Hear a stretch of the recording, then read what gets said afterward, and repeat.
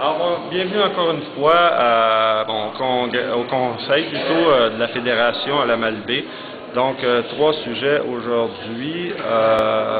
Il y en a un premier qui concerne, les contacts qu'on fait. Nous, on l'avait dit, on parle aux camarades, c'est une occasion pour partager avec les gens des régions qu'on voit rarement et aussi les syndicats, encore une fois, de l'ensemble du territoire de la région de Montréal, Laval.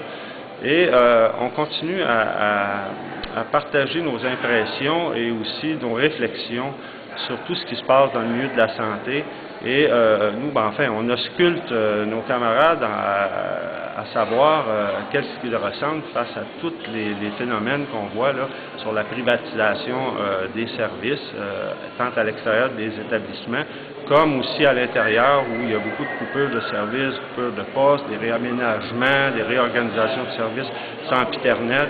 Alors, il semble qu'il y a un partage, là, il y a un constat qui se fait au niveau des syndicats. Alors, chacun vit à sa façon, à plusieurs hauteurs, ce genre de difficultés-là. Et donc, tranquillement, on s'en va vers un congrès, vous savez, cet été. Donc, on prépare aussi cette réflexion-là pour avoir les débats qu'il faut à ce congrès-là. Donc, on va avoir, nous aussi, une assemblée régionale vers le 18 décembre spécifiquement là-dessus. Alors, il y a ça.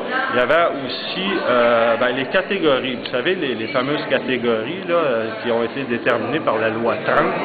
Alors, ça aussi, ça fait problème dans le sens que le gouvernement n'était pas fou. En faisant ces catégories-là, il faisait en sorte qu'il divisait, c'était le but, de diviser les gens qui s'identifient à des catégories.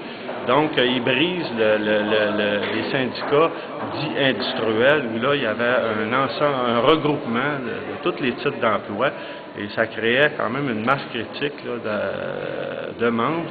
Et donc, ça fait la force d'une fédération, ça. Donc, on est en train de discuter de ça, et il y a plusieurs problèmes qui apparaissent autour de ce sujet-là. Donc, ça va être aussi en continu, ces questions-là. Dernier sujet, on nous a parlé, évidemment, de la réorganisation du travail. Il y a des projets, il y en a eu 22 qui ont été faits, qui sont aboutis. Et là, on voit se profiler derrière ça la fameuse méthode Lean. Alors, ici, on parle de réorganisation de travail. Nous, on est allé intervenir au micro à plusieurs reprises en disant, écoutez, comme je le disais, selon une expression, on ne soigne pas un cancer avec des aspirines, c'est-à-dire que oui, la réorganisation du travail, on est pour, on en fait depuis des années, on le demande aux employeurs de pouvoir dire notre mot là-dessus, parce que s'il y en a qui connaissent les services, c'est bien les employés qui sont dans ces services-là et qui les donnent ces services-là.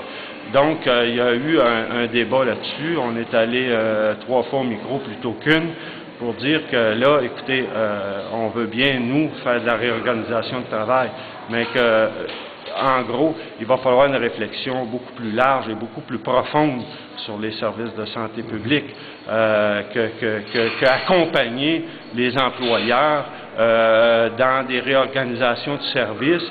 Et on sait ce que ça donne souvent, c'est qu'au bout de ça, souvent c'est des montagnes qui accouchent d'une souris.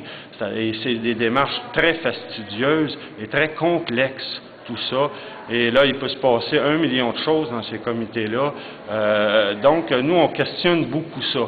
On n'est pas contre, systématiquement, comme je vous dis, de discuter avec les employeurs. Nous, on a essayé de le faire sur des bases très objectives, là, vous vous rappelez, mais là, il y a eu une fermeture de l'employeur à cet effet-là, parce que nous, ce qu'on dit, oui, on va parler d'organisation du travail, tout ça, mais si il manque du personnel, si les services ne sont pas donnés comme il se doit, bien là, c'est sûr que nous, on va exiger plus, on va exiger qu'on rende la marchandise, alors et que le ministère, autant que l'agence, observe ses propres plans, hein, parce que ces plans régionaux qu'il met en place, souvent, il ne respecte même pas lui-même, en parlant de l'agence, en parlant du ministère. Donc, on reporte en fait sur le dos des employés les réorganisations de services et le manque de personnel. Et là, on veut faire, c'est toujours la même histoire, hein? On pourrait résumer ça par ce lieu commun qu'on entend souvent, faire plus avec moins. Alors, nous, on questionne beaucoup cette approche-là et on est inquiet de savoir que il y a beaucoup d'établissements et d'organisations qui pourraient accompagner comme ça le gouvernement dans un processus qui finalement aboutirait à ni plus ni moins faire, comme je dis, augmenter la charge des employés pour compenser le manque d'investissement en santé. Alors, ça, c'était l'avis, en gros, qu'on est allé donner là, sur la plénière. Et donc, il y a plusieurs personnes, d'ailleurs, qui sont venues au micro, à quelques exceptions près. Les gens étaient tout à fait d'accord et il y a des personnes qui disaient, des employés, qui traduisait une réalité qu'on reconnaissait très bien, là, tant au service, au soutien à domicile qu'en hébergement. Donc, le débat est à continuer et on va vous revenir sur la suite des choses. Merci. Au revoir.